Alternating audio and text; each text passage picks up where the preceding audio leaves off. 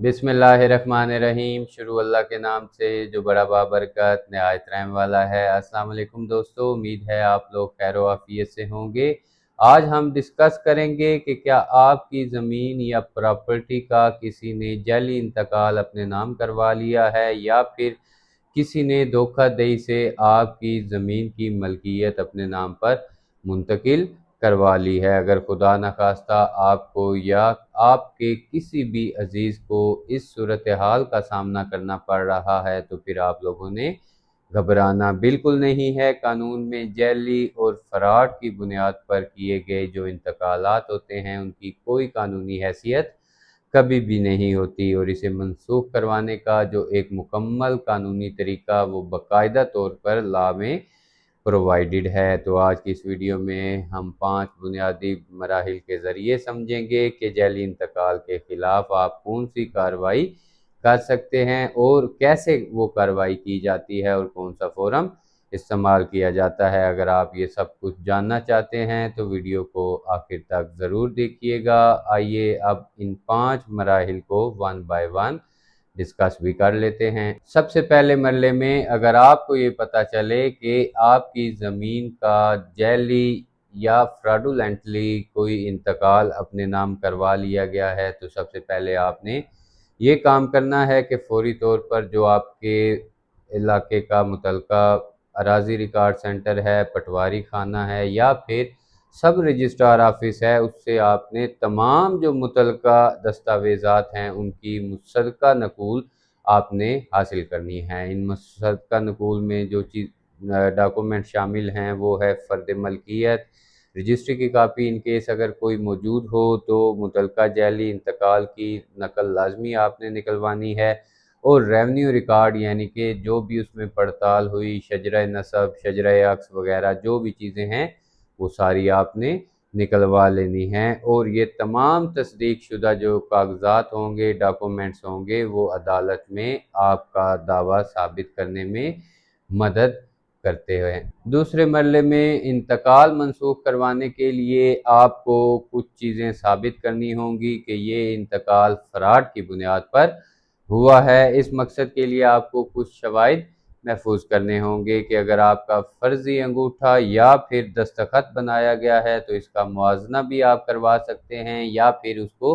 किसी और तरीके से आप झूठा साबित कर सकते हैं। उसके अलावा इंतकाल पर किन गवाहों ने दस्तखत किए और क्या वो गवाह असली थे या वो दस्तखत फर्जी या जाली तौर पर किए गए थे। उसके अलावा क्या ज़मीन का कोई लेन देन या रकम की कोई अदायगी हुई थी, अगर हुई थी तो उससे रिलेटेड जो भी सबूत हैं वो आपने इकट्ठे करने हैं, और अगर इन केस वो जाली इंतकाल करवाया गया था तो फिर ये श्योर है कि कोई भी लेन देन का मामला नहीं होगा। इन तमाम शवाहिद की तैयारी जो है वो आपके मुकदमे को मजबूत करती है। तीसरे मरले की बात करें तो बेसिकली जो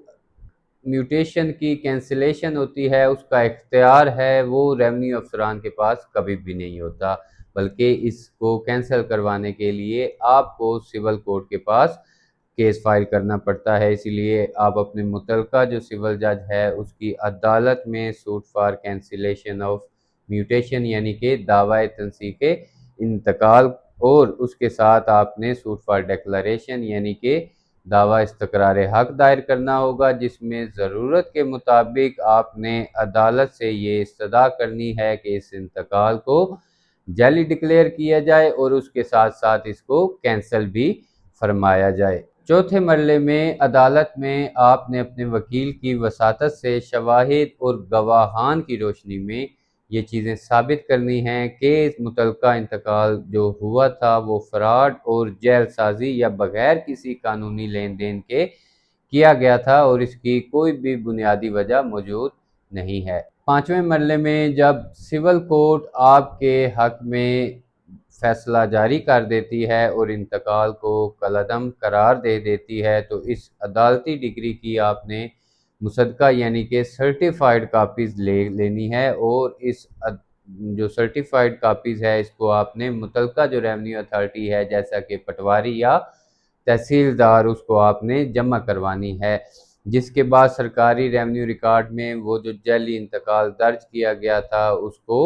چینج کر دیا جائے گا اور ملکیت کو قانونی طور پر دوبارہ آپ کے نام پر بحال کر دیا جائے گا۔ ان کیس اگر ریونیو اتھارٹی جو ہے وہ انتقال کو چینج کرنے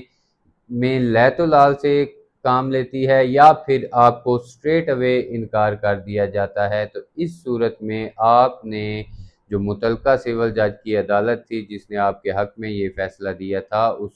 عدالت میں آپ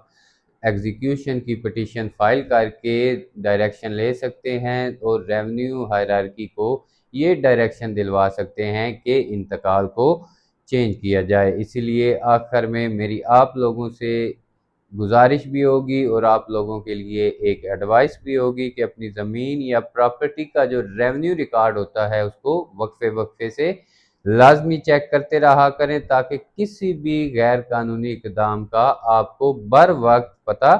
چل سکے، اور اس صورت میں کہ جب آپ کو یہ پتہ چل جائے کہ غیر قانونی کام ہو چکا ہے تو آپ اس پر فوری قانونی کارروائی کر سکیں۔ اگر یہ ویڈیو آپ کے لیے مفید ثابت ہوئی ہو تو ویڈیو کو لائک ضرور کیجیے گا، اپنے دوستوں کے ساتھ لازمی شیئر کیجیے گا تاکہ لوگ زیادہ سے زیادہ اپنے حقوق جان سکیں، اور آخر میں میرے چینل کو سبسکرائب ضرور کر لیجیے گا۔ اگلی ویڈیو تک کے لیے مجھے اجازت دیجیے، اپنا اور اپنے قانونی حقوق کا خیال رکھا کریں۔ شکریہ، اللہ حافظ۔